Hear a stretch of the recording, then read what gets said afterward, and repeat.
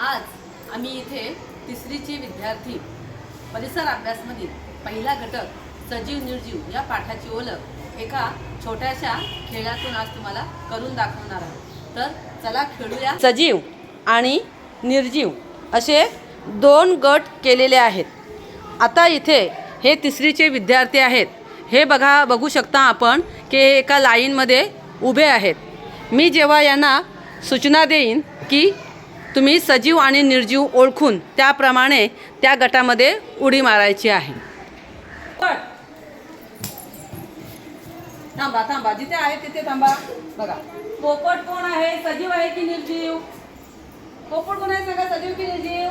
सजीव। मग तुम्ही बघा या निर्जीवच्या गटामध्ये उडी मारली आहे, त्यामुळे तुम्ही 4 जण बाद झालेले आहेत। चला दुसऱ्या साईडला जाऊन बसा।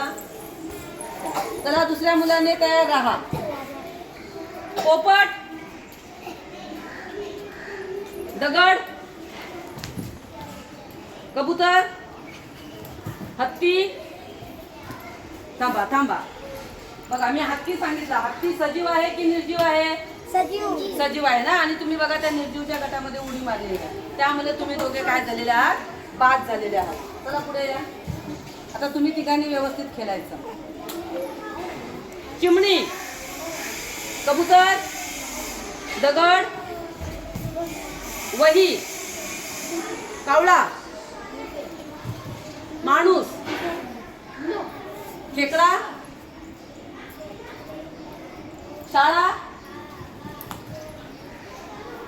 आरसा, गाय, हत्ती, टेबल। बघा टेबल बरोबर आहे, त्याच्यामुळे ते मीनाक्षी आऊट झाला। बघा मीनाक्षी पण मुलीचं नाव आहे, त्यामुळे ती कोण आहे, सजीव आहे। कपाट, दगड, पुतळा। पुतळा कोण आहे, हे छत्रपती शिवाजी महाराजांचा आहे ना, त्याला पुतळा म्हणतात। तो कोण येतो, निर्जीव मध्ये येते, त्यामुळे तुम्ही काय झालेले आहात, दोघे पण आऊट झालेले आहात। अशा प्रकारे हा खेळ इथे संपलेला आहे।